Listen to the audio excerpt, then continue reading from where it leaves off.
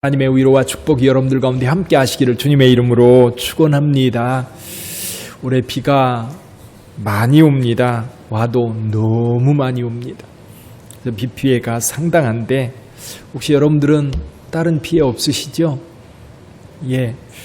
혹시 지금 비가 많이 올 때 외출이라든지 또 위험한 곳을 지날 때 특별히 조심하시기를 바랍니다.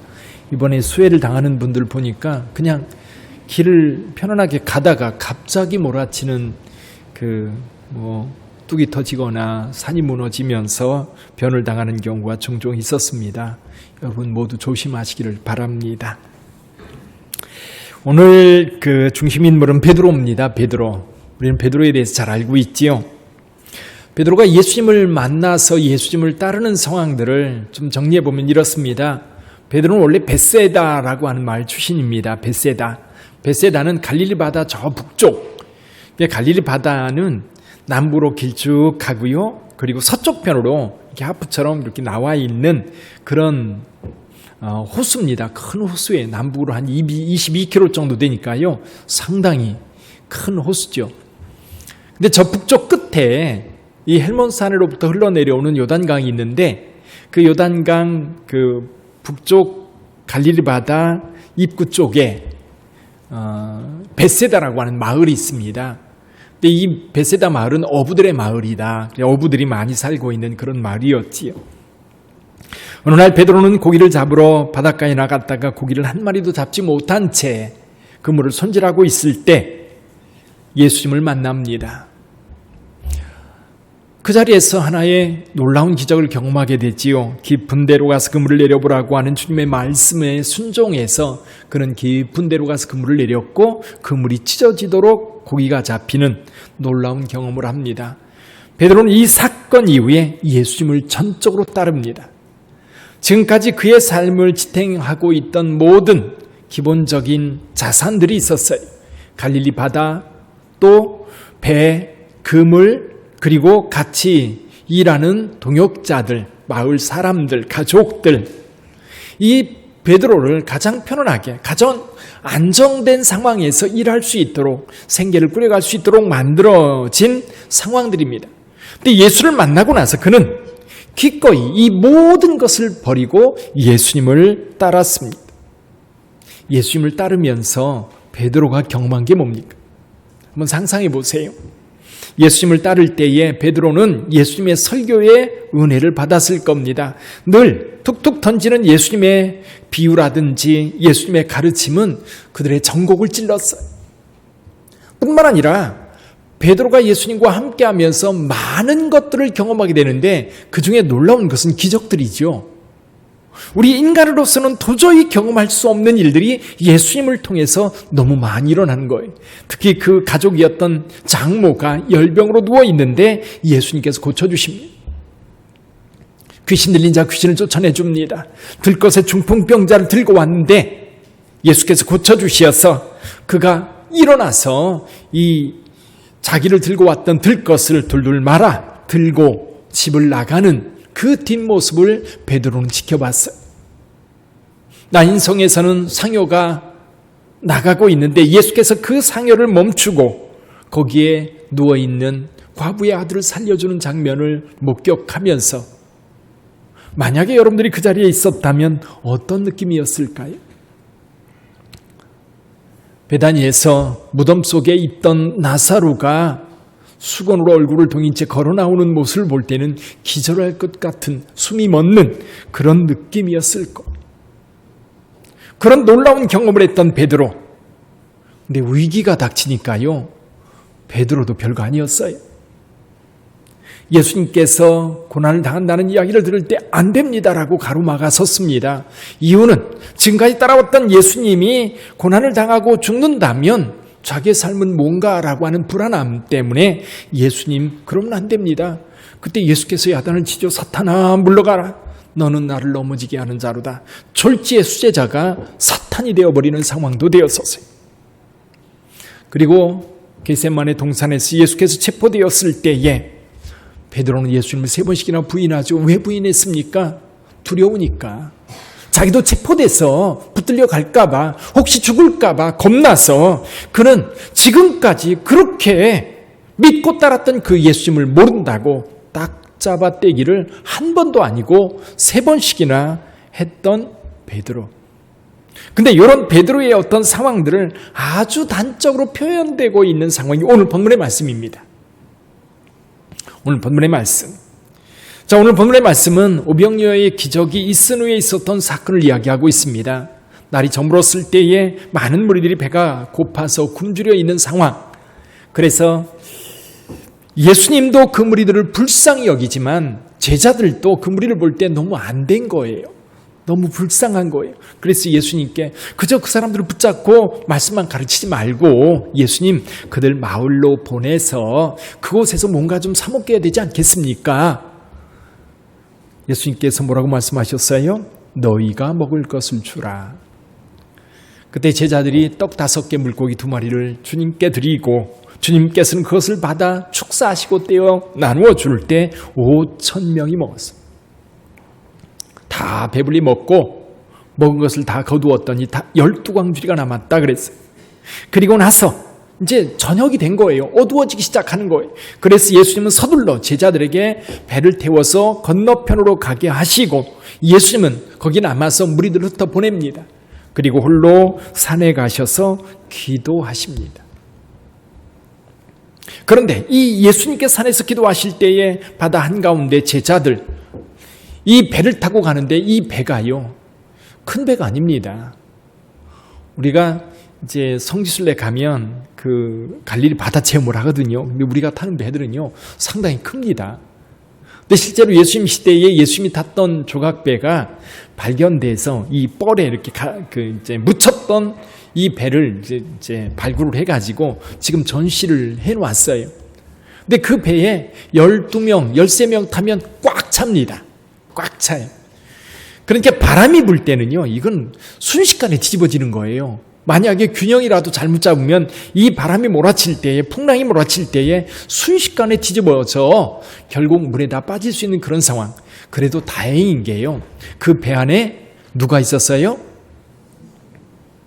예, 베드로를 비롯한 어부들이 있었어요. 어부들. 이 어부들 4명이 있었는데 이 어부들 4명이 배를 키를 잡고 노를 잡고 저어서 가는데 이 4사람의 힘으로는 도저히 이 바다의 바람을 거슬러 저쪽 편으로 갈 수가 없었던 겁니다. 지금 사경이라고 되어 있는데 아마 밤새도록 노를 저어서 가려고 했는데 이 바다 한가운데에서 직진해서 건너편으로 가는 게 아니라 그 자리에서 뱅뱅 돌고 있지 않았을까, 그 생각이 드는 거예요. 한번 잠깐 눈을 감고요, 저처럼 눈을 감아보세요. 감고 바다 한가운데 조그만 배 여러분이 타고 있습니다. 물론 베드로와 또 어부들이 있어서 그들을 믿고 있습니다. 그들은 노를 저어 배를 건너편으로 대려고 무던히 애를 쓰는데 이 바람과 파도에 이 배가 가랑잎처럼 흔들립니다. 순식간에 뒤집어질 것 같아요. 뿐만 아니라 거기에 몰아치는 이 물들, 정신없이 퍼내는데도 퍼내는 것보다 오히려 넘쳐오는 물이 더 많은 겁니다. 여러분들의 마음이 어떻습니까? 두렵고 불안하고 소름이 끼치고 죽으면 어떻게 되나? 우리 가족들은, 내 인생은 뭐가 되는 건가? 그런 두려운 상황 속에 있습니다. 자, 그때요, 눈을 감은 채로 생각해 보세요. 지금 거친 파도가 몰아치고 있고 먹구름이 가득 차 있는 저편에 한 사람이 걸어옵니다.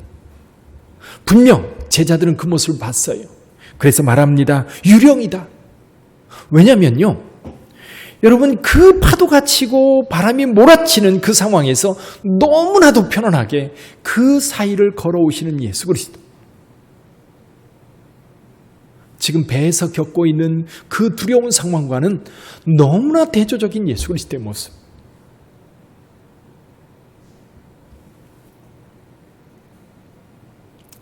저를 보실까요? 자, 여러분들은 지금 배에 있는데 이 배에 타 있는 12명의 제자들, 바람과 파도 때문에 이 배가 가랑잎처럼 흔들려요. 어느 순간 뒤집어질지, 아니면 채워져 있는 물 때문에 바다에 가라앉을지 모르는 그런 상황, 정말 두렵고 불안하고 그런 상황인데, 그런 상황 속에 너무나도 편안하게, 너무나도 주변 상황과 안 어울리게 예수께서 걸어오십니다. 그럼 비현실이에요. 비현실. 현실이 아니에요. 분명 예수 그리스도의 오는 모습은 지금 우리가 겪고 있는 이 상황과는 너무나도 대조적인, 너무나도 다른 그 예수 그리스도의 모습. 근데 그 순간이요, 주님께서 말씀하십니다. 안심하라. 나니 두려워하지 말라. 베드로가 주님인 걸 알아봤어요. 이 소리를 제자들이 다 들었습니다. 베드로가 이렇게 말합니다. 주여, 만일 주님이시거든 나를 명하사 물 위로 오라 하소서. 이때 주님께서 말씀하십니다. 오라.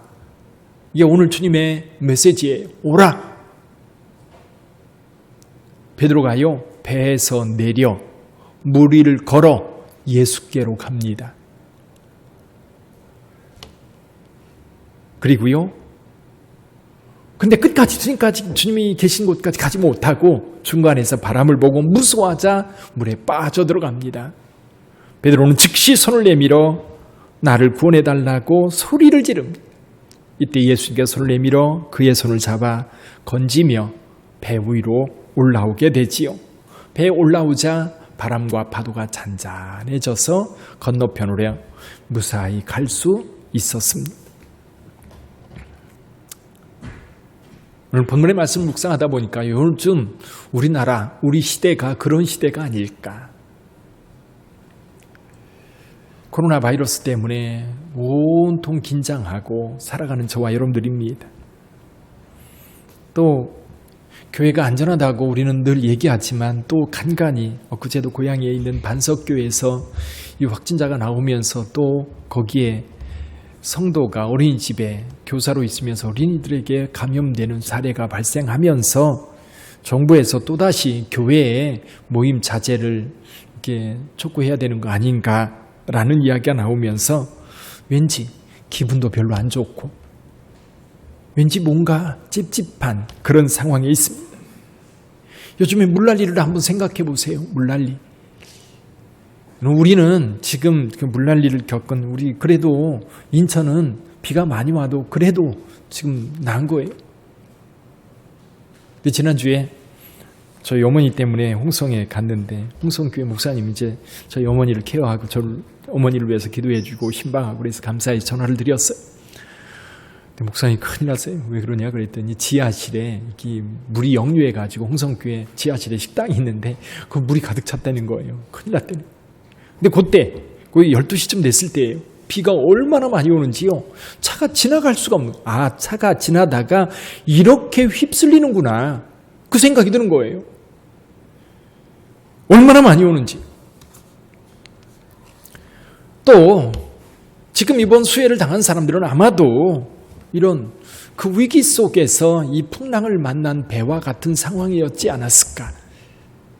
정치적인 위기라든지 더군다나 요즘에는 이 경제적 위기가 너무나도 커서 우리나라뿐만 아니라 전 세계가 팬데믹 상황인데 이 팬데믹이 전염병 때문만이 아니라 경제적인 면이라든지 여러 가지 측면에서 지금 많은 사람들 두려워하게 하고 불안하게 만드는 것.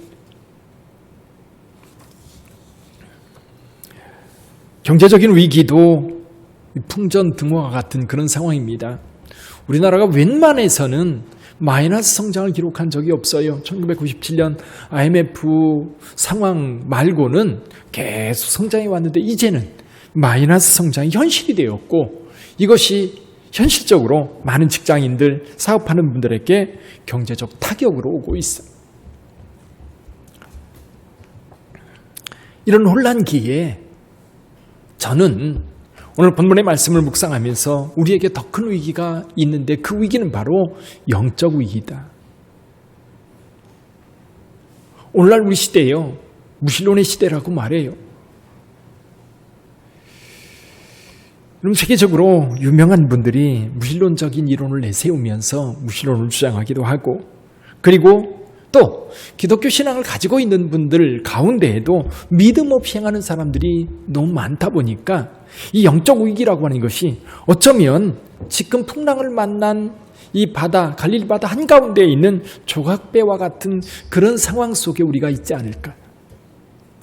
사랑하는 성도 여러분, 이런 위기 가운데 우리가 봐야 될 분이 바로 예수 그리스도거든요. 근데 그 예수 그리스도는 우리의 현실하고 너무나 동떨어진 것 같은 모습이에요. 너무나도 편안하고 너무나도 안정되어 있어요. 그래서 우리는 그 예수를 보면서 그 평안함, 그분이 하나님의 아들이기 때문에 세상의 이런 요동치는 풍파 가운데 전혀 영향받지 않고 그분의 길을 가고 계시고 우리에게도 그 평안을 주시는 분인 것을 우리는 확신합니다. 믿습니다. 근데 세상은 이해할 수 없는 거예요. 근데 세상만이 이해하지 못하나요? 교회 안에도, 여기 배 안에 있는 제자들조차도 그 비현실적인 예수 그리스도를 바라보면서 전혀 움직이려 하지 않는, 그리고 그 상황을 받아들이려 하지 않는 그런 태도가 오늘 여기 제자들에게도 있는 거. 믿음 생활하다 보면, 신앙 생활하다 보면 이런 경우가 종종 겪습니다. 그래서 여러분들이 어려움을 겪을 때 여기 이제 바다 가운데 있는 배를 만난 이 제자들과 같은 상황에 처한 분들, 목회자가 하는 일 가운데 중요한 일이 그거 아닙니까? 가서 위로해주고 격려해주고 그리고 기도해주고 같이 극복할 수 있도록 힘을 돋우고, 그래서 손을 잡고 기도하다 보면 가끔 이런 얘기를 들어요. 목사님은 모릅니다. 목사님은 그런 처지 당해보지 않았으니까 뭐 예수 믿으면 된다, 예수님은 바라보라. 근데요, 이런 상황에서는 안 바라봐줘요. 어떻게 주님을 바라봐요? 지금 죽게 생겼는데. 그러면서 여러분 그냥 그 상황 속에서 두려움 속에 빠져있는 경우를 종종 보게 돼요.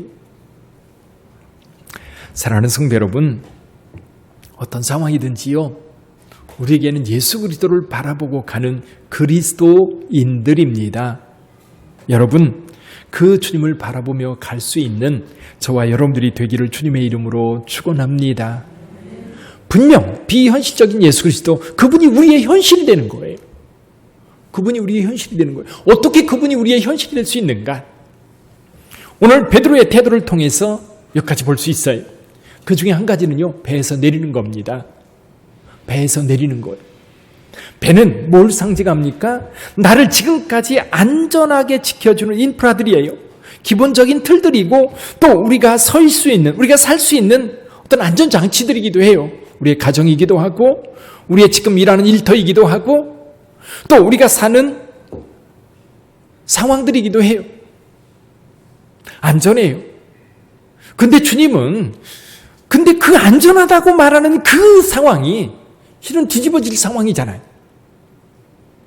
우리가 지금 제일 편안하다고 우리가 떠날 수 없이 붙잡고 있는 그것이 오히려 뒤집어질 상황에 처해 있는 거 아닌가요? 그럼에도 불구하고 저와 여러분들은 내리지를 못하는 거예요. 사실 예수님께서 처음 베드로를 만났을 때 베드로, 배와 그물과 바다와 가족과 그리고 동료들까지 다 버리고 예수님을 따랐던 것, 바로 배에서 내리는 상황인 거예요. 오늘 저와 여러분들이 신앙생활하면서 사실은 이런 상황들이 참 많아요. 우리가 안전하다고 생각하는, 우리가 붙잡고 있는 그것들이 언제 뒤집어질지 모르는데 그걸 여전히 붙잡고 있어요. 주님은 그걸 놓고 내려서 나에게 오라 그러는 거예요. 거기에서 내려서 뒤집어질 거예요. 거기에 머물러 있지 말고 내려서 내게로 오라고 말씀하고 계시는 거예요. 근데 문제는 뭐냐면요, 우리가 믿음이 없다 보니까 내리질 못하는 거지. 오늘 믿음을 갖기를 바랍니다. 예수님께서 베드로를 책망할 때 하신 말씀이고요. 믿음이 작은 자여 어찌 의심하느냐. 사실 우리는 신앙생활하면서 그 이야기를 끊임없이 들으면서도 여전히 그냥 내가 생각하는 안전한 자리, 바로 그곳에 머물러 있으려고 애를 씁니다. 제가 여러분들에게 거천고등학교 그 직업 10개라고 하는 것을 소개한 적이 있어요. 여러분들도 들어본 분 계실 겁니다. 10가지가 이런 겁니다. 월급이 적은 쪽을 선택하라. 내가 원하는 곳이 아니라 나를 필요로 하는 곳으로 가라. 승진의 기회가 없는 곳을 택하라. 모든 조건이 갖추어진 곳을 피하고 처음부터 시작해야 하는 황무지를 택하라. 앞을 다투어 모여드는 곳은 절대 가지 마라. 아무도 가지 않는 곳으로 가라. 장래성이 없다고 생각하는 곳으로 가라. 사회적 존경을 바랄 수 없는 것으로 가라. 한가운데가 아니라 가장자리로 가라. 부모나 아내가 결사 반대하는 곳이면 틀림없다. 의심하지 말고 가라. 왕관이 있는 곳이 아니라 단두대가 있는 곳으로 가라. 누가 그곳에 가요? 누가 갈 수 있어요? 여러분들은 갈 수 있어요? 똑같은 조건인데 돈 많은데 안 가고 돈 적게 주는데 갈 거예요? 내가 원하는 데가 아니라 나를 필요한다고 해서 거기 갈 거예요? 장래성이 없다고 생각하는 곳에 여러분이 갈 자신 있으세요? 여러분들의 자녀가 그 길을 간다 그러면 그래 가라. 그렇게 말할 부모 있습니까? 한 가지 있어요. 그게 뭐예요? 사명이에요. 사명. 주님의 부르심이에요. 주님의 부르심이 있으면 갈 수 있어요. 근데 그 부르심을 듣고 믿음으로 행동하는 자들은 그 길을 갑니다. 지금 여기서 거창고등학교 직업선택의 10개라고 하는 이 상황 다른 거 아니에요. 아무나 못 갑니다. 갈 수 없어요. 근데요, 주님의 부르심이 있는 곳은 갈 수 있어. 아멘. 주님의 부르심, 그곳이 내가 가야 될 곳이고요. 그곳에서 우리는 주님을 만날 수 있는 것. 나이팅게일이 30세 되던 날 이런 일기를 썼다고 합니다. 오늘 내 나이 30이 되었다. 예수님께서 당신의 사명을 시작한 나이다. 주님, 오늘부터 당신의 부르심을 따라 살겠습니다. 유치했던 생각은 이제 버리고 나를 세상에 태어나게 하신 주님의 목적에 순종하겠습니다. 나이팅게일은 그래도 30살에 예수님께서 세상을 향해 나왔던 그때에 깨닫고 주님의 부르심을 따라 살겠다고 결단을 했는데, 물론 여기 청년들도 있습니다. 20대 때 부름받는 자는 하나님께서 위대하게 쓰실 줄 믿습니다. 그렇다고 여러분 70이 되었다고 늦었다고 생각하지 마세요.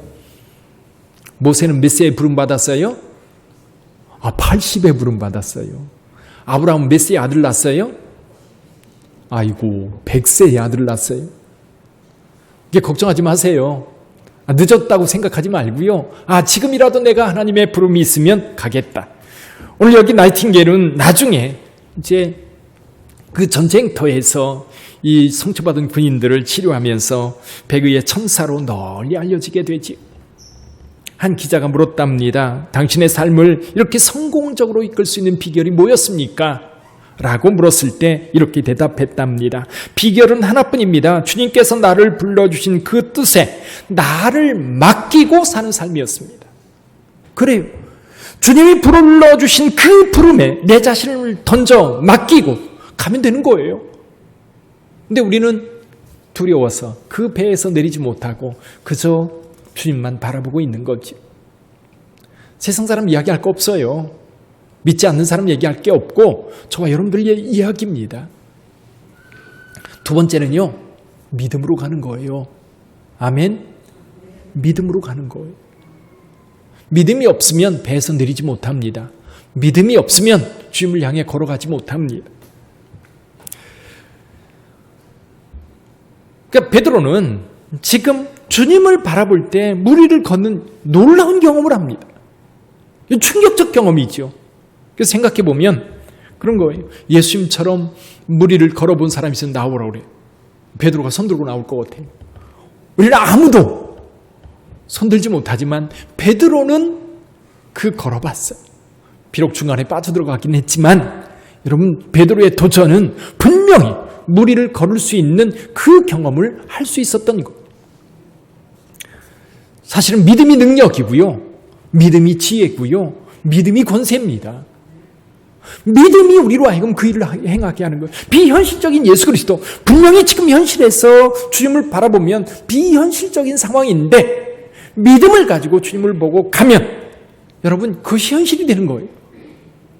세상을 뒤집어 삼킬 것 같은 그런 풍랑이 있는데 그 상황 속에서 너무나도 평안하게, 너무나도 안심하고 하나님의 역사를 이루어가는 그런 사람들. 가끔 저와 여러분들이 주님의 부름을 받을 때가 있습니다. 아마도 작은 것들, 작은 부름이 있을 때 여러분들이 순종해서 하나님이 이루셨구나라고 하는 걸 경험할 거예요.